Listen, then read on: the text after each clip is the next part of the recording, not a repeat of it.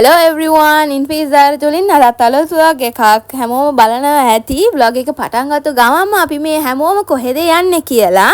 මං මේ උදෙන්ම මගේ පවුලත් එක්ක කොළඹ යන්නේ. මොකටද කිව්වොත් අපේ ලංකාවේ ගොඩක් කට්ටිය දන්නවා ඇති මේ දවස් ටිකේම මාස්ටර් ෂෙෆ් තරඟය පැවැත්වෙනවා කියලා. ඉතින් මාත් ඒ තරඟයට ඇප්ලයි කරා. ඉතින් කරලා ඒකට මට එන්න කිව්වා එයාලා වර්ක්ෂොප් එකකට. ඉතින් දැන් මං යන්නේ මාස්ටර් ෂෙෆ් වර්ක්ෂොප් එකට. කොළඹ සිනමන් හොටෙල් එකේ තමයි තියෙන්නේ ඒක. ඉතින් මට තනියම යන්න බැරි නිසා මගේ දුව තියාගන්න මගේ තනියට මගේ අම්මා තාත්තා ඒ වගේම පොඩි නංගි මස්සිනයි ආවා. මොකද කිව්වොත් මගේ දුවව මට ඇතුළට අරගෙන යන්නත් බෑ. මගේ හස්බන්ඩ්ට වැඩ තිබ්බා. ඉතින් ඒකත් එයාට ඕෆ් ගන්න බැරි හින්දා මගේ අනිත් කට්ටියත් එක්ක පවුලේ අනිත් කට්ටියත් එක්ක අපි ගියා සිනමන් හොටෙල් එකට. ඉතින් ඒක ඇතුළේ තමයි තිබ්බේ අපේ වර්ක්ෂොප් එක මාස්ටර් ෂෙෆ් එකේ. ඒක දවස් 5ක් තිබ්බා. ඉතින් දවස් 5ම මට යන්න වෙලා තිබුණා. ඇත්තම කියනවා නම් පොඩි කාලේ ඉඳලා මං මාස්ටර් ෂෙෆ් බලනවා. මගේ අම්මා බලන හින්දා මාත් පොඩි කාලේ ඉඳලම බලනවා. මට ගොඩාක් ආසාවක් තිබ්බ පොඩි කාලේ ඉඳන්ම ඒකට සහභාගී වෙන්න කියලා. ඉතින් ඒ ආසාවට තමයි මං හිතුවේ ගිහිල්ලා බලන්න කියලා. අපිට ෆුල් බ්ලැක් টොප් එකයි බොටම් එකයි ෆුල් බ්ලැක් ඇඳලා තමයි එන්න කියලා තිබ්බේ.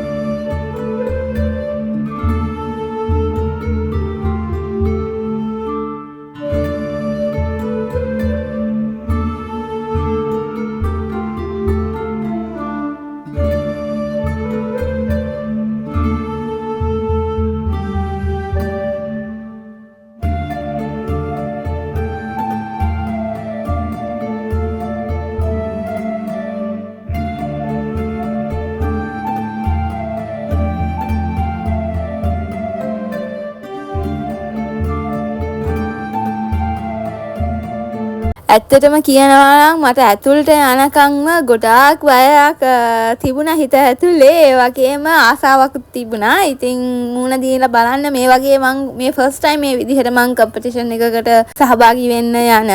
ඉතින් එතනට ගිහිල්ලා බලද්දී ගොඩක් දේවල් ඉගෙන ගත්තා. ගොඩාක් අලුත් දැනුම් අලුත් කට්ටිය මුණ ගැහුණා. ගොඩාක් දේවල් ඒක වෙනමම එක්ස්පීරියන්ස් එකක්. ඇත්තටම කියනවා නම් මං ඇතුලේ ඉද්දී මගේ අම්මයි නංගිරායි මස්සිනා තාත්තා එකතු වෙලා තමයි මගේ දුව බලාගෙන හිටියේ. එයාත් හිටියේ නැහැ. ටිකෙන් ටික මටත් කෝල් කරලා අඬනවා මාත් එක්ක එන්න ඕනේ කියලා. ඒ වුණාට කොහොම හරි එයාලා මැනේජ් කරගත්තා. මට ගොඩාක් හයියක් වුණා ඒ වෙලාවේ ඒක. ඉතින් ඒ දවස් 5ම මට ගෙවුනේ ඒ වගේ තමයි. උදෙන්ම ගිහිල්ලා ආපහු හවස් වෙලා තමයි වර්ක්ෂොප් එක ඉවර වෙන්නේ. පළවෙනි දවසේ විතරයි මං පවුලත් එක්ක ගියේ හැමෝමත් එක්ක. ඊට පස්සේ දෙවෙනි දවසේ ඉඳලා මං කොහොම හරි දුව ගෙදරම තියලා තමයි ගියේ කොළඹ තාත්තත් එක්ක.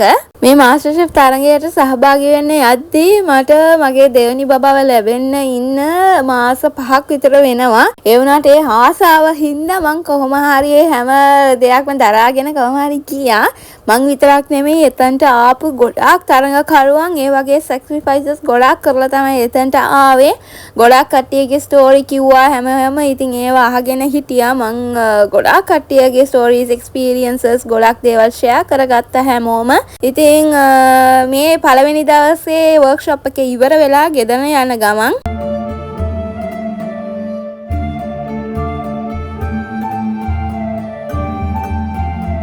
මේ දෙවෙනි දවසේ උදෙන්ම මං ආපහු පිටත් වෙලා යන ගමන් මගේ තාත්තත් එක්ක කොළඹට සිනමන් හෝටලයට. ඉතින් ඒ දවසේත් අපිට කියලා දුන්න වර්ක්ෂොප් එකේ අපි කොහොමද කම්පිටිෂන් එකකට මුහුණ දෙන්නේ, කුකින් කම්පිටිෂන් එකක් කියන්නේ මොනවාද, ඒත් එක්කම මාස්ටර් ෂෙෆ් කියන්නේ මොකද්ද, කොහොමද ඒකේ අත්දැකීම් මොනවද, කොහොමද ඒකට මුහුණ දෙන්නේ කියලා ඔක්කොම අපිට කියලා දුන්නා. ඒ වගේම එයාලා අපිට කියනවා ස්ටෝරි එකක් කියන්න කියලා. අපේ ස්ටෝරි එක මොනවාද කියලා. ඇයි අපි මේ මාස්ටර් ෂෙෆ් එකට ආවේ, අපේ ගමන කොතනින්ද පටන් ගත්තේ, කුකින් ජර්නි එක ඒක ගැන අපි විස්තර කරන්න ඕනේ එයාලාට. එතනට ඇවිල්ලා හිටියේ දහස් ගණන් තරඟකරුවෝ කතාවක් කිව්වා එයාලා. ඉතින් මගේ කතාවත් මම ඔයාලාට ෂෙයා කරලා තියෙනවා. හරියටම ක්ලියර් නැහැ ඒකේ වොයිස් කට් එක. ඒ වුණාට මම ඒක දාලා තියෙනවා කැමති කට්ටිය අහන්න.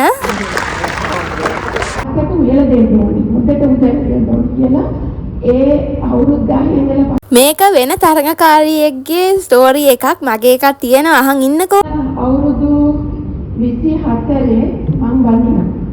මං වැදලා මං කොළඹට එනවා. මම කුරුණෑගල ඔරිජිනල්. මට 2021 එකේ කොරෝනා ආපු දවස ආපු ඒ පීරියඩ් එකේ මේ මම කොච්චර වුණත් මේ ඉස්සරහට මේ යම් ජෙනරේෂන් එකකට මෙහෙමින්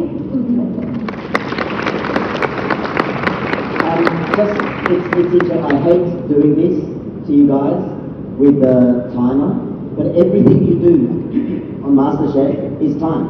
So it's good to learn your time, how to get your message across, how to cook food.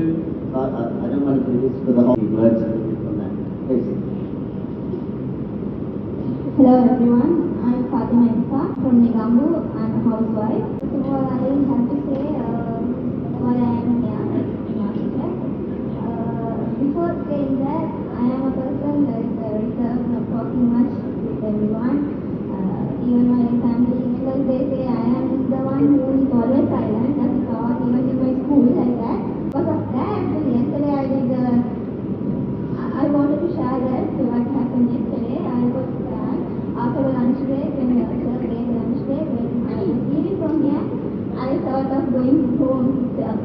So that time I was scared, but I had never come alone. That means always my family behind me.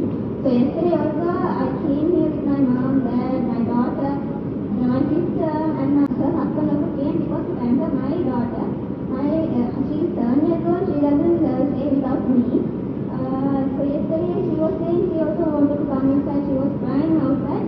So when I was leaving out from here, my head was like I'm carrying a big heavy pot on my head, and I thought I had to leave because I am making her also, because MasterChef is a dream from my childhood. So I thought I am making others also in trouble for my dream. After that, I called my husband and said like this. I wanted to go home, and he said, don't do that. If you want, I'll come. Even I will quit my job and I'll come to keep you in the protection because that's your dream.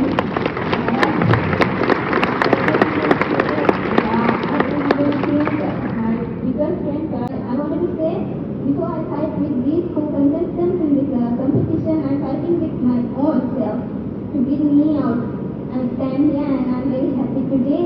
Recently I'm standing here to take that decision. I mean, I feel proud about that. And the main reason, there are two main reasons that why I wanted to be in MasterChef. First one is, there are two people who are most important in my life. Two people, that mean my friends. They both have given the best to me always. So first one is the person who brought me to this world, my mother, and the other one is, as I said earlier, I don't speak much and go along with any other. I always stay in a place, take them off. So the other one is who showed me what the actual world is and to go and speak and get along with others. That's my husband. So I wanted to make him proud so that my daughter doesn't stay even at she just go to school and come back to searching in me. Now today, anyhow I will be. Now I wanted to participate in this program because of my daughter. Because if she feels proud if I am being participating in this, I will do that and be to the kitchen. But I love cooking. She said cooking is not just putting all the ingredients and cooking in the stove and like that.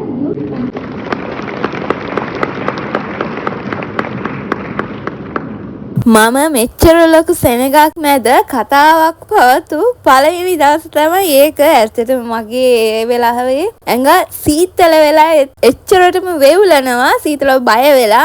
ඉතින් කොහොම හරි ඒක කතාව හොඳට කරලා මං ඉතින් ආපහු පිටත් වෙලා මේ ගෙදර යන ගමන්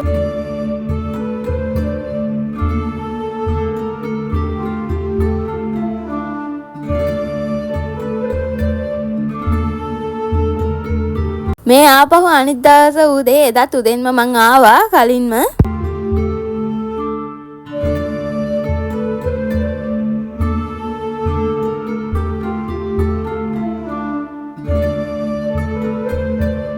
මේ දවසේ අපිට තිබ්බේ එක්සෑම් එකක් ලියන්න. ඒත් එක්කම ඕරලි එයාලා ක්වෙස්චන්ස් ඇහුවා. ඒ වගේම එයාලා ගෲප් බෙදලා තිබ්බේ චෙෆ්ලා 4 දෙනාටම. ඉතින් මං හිටියේ චෙෆ් පීටර් කුරුවිටගේ ටීම් එකේ.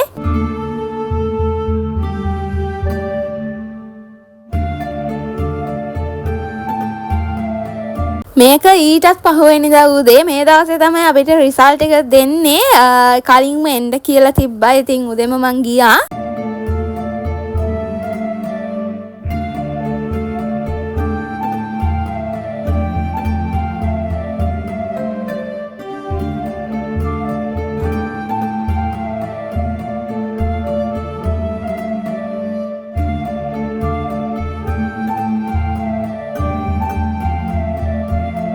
ඒ වෙද්දී ඇතුලේ කැෆේ එක වුණත් ඇරලා තිබ්බේ නැහැ. එච්චර උදේන්ම තමයි අපි එතනට ගිහිල්ලා හිටියේ.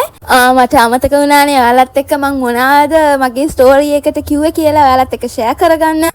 ඒ දවසේ මං ගොඩක් බයෙන් හිටියේ. ඒ හින්දා මං එයාලට කිව්වා ලන්ච් බ්‍රේක් එකේ ඇත්තටම මං ආපහු හැරිලා ආවා. පළවෙනි දවසෙන්ම මොකද කිව්වොත් මට එච්චරටම බය හිතුණා. මං අපේ ෆැමිලි එකේ හැමෝම දන්නවා මං ටිකක් රිසර්ව් ටයිප් කියලා. කතා බහ නැහැ. ටිකක් පුරුදු වුණු කට්ටිය එක තමයි කතා කරන්නේ. ඒ වගේ කෙනෙක් තමයි මං. ඉතින් ඒ වගේ තරඟයකට ගිහිල්ලා ලොකු සෙනඟක් දැකලා මං ඇත්තටම ගොඩක් බය වුණා. ඉතින් මගේ දුවත් අනන්න ගත්තා. ඒ හින්දා මට ප්‍රෙෂර් එක ගොඩාක් වැඩි වෙලා තිබ්බේ. පළවෙනි දවසේ මම කෙලින්ම ලන්ච් බ්‍රේක් එකට එළියට ඇවිල්ලා මගේ අම්මගේ පවුලේ හැමෝමගෙන් කිව්වා මට නම් බෑ මේක කරන්න. මේ දුවත් මෙහෙම අනනවා. මට කන්ට්‍රෝල් කරගන්න බෑ මේ වගේ දේවල්. මං ඉතින් අපේ පවුල කට්ටිය හැමෝම අම්මා නංගිලා හැමෝම කිව්වා නෑ එහෙම අතාරින්න එපා, ක්විට් කරන්න එපා, මෙච්චර දුර ආපු එකේ අපි කොහොම හරි දුව තියාගන්න, ඔයා ගිහිල්ලා කොහොම හරි ඔයාගේ වැඩේ කරලා එන්න කියලා. ඒ වුණාට මට ඒක සැටිස්ෆයි වුණේම නැහැ. ආපහු මං කෝල් කරා මගේ හස්බන්ඩ්ට. එයා වැඩ කරගෙන හිටියේ. ඒ වුණාට මං එයාට කෝල් කරලා කිව්වා මෙහෙම මං මේක ලීව් කරලා එහෙම ගෙදර යන්නම් කියලා. එයා කිව්වා මෙහෙම කරන්න එපා, ඔයා කොච්චර කල් ඉඳලා ආසාවෙන්ද හිටියේ මේ කම්පිටිෂන් එකට යන්න. ඔයාට එහෙම බයයි නම් මම මගේ දැන් කරන ජොබ් එක ක්විට් කරලා හරි දැන් ඔයාලා ළඟට එන්නම්, එතනට සපෝට් කරන්න කියලා, ස්ට්‍රෙන්ත් කරන්න එයා එනවා කියලා කිව්වා. ඉතින් ඒ කතාව එතනට කියද්දි හැමෝම අප්ලෝස් දුන්නා. මොකද කිව්වොත් ඒ වෙලාවේ මට ඒ හයිය ඒ වචන මගේ පවුලේ අනිත් කටේ හැමෝම කියපු ඒ වචන මට වටිනවා. මේ මාස්ටර් ෂෙෆ් ට්‍රොෆි එක මට වටින්නේ ඇයි කිව්වොත් මට වටින 3 දෙනෙක් ඉන්නවා. මාව මේ ලෝකෙට බිහි කරපු එක්කෙනා මගේ අම්මා. ඒ වගේම මට මේ ලෝකේ හරියටම කියලා දුන්න මගේ හස්බන්ඩ්. ඒත් එක්කම දැන් මට ලෝකෙම වෙලා ඉන්න මගේ දුව. ඉතින් එයාලත් එක්ක තමයි මගේ කාලය ගත වෙන්නේ. මෙහෙම තමයි මගේ අද දවසේ vlog එක ඔයාලත් එක්ක share කරගත්තු. තවත් ලස්සන vlogs ගොඩක් එක්ක මං යනකම් stay tuned and thank you.